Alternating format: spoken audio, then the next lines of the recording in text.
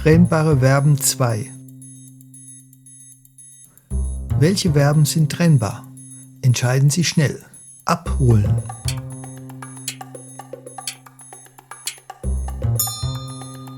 Richtig ist trennbar. Ich hole dich um 5 Uhr ab. Aufpassen.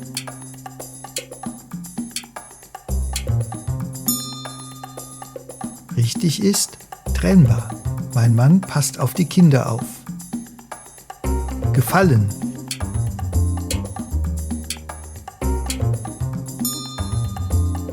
Richtig ist nicht trennbar. Der Pullover gefällt mir gut. Verben mit den Vorsilben ab und auf sind trennbar.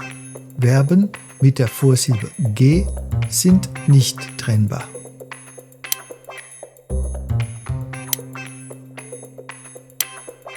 Tschüss, bis zum nächsten Mal.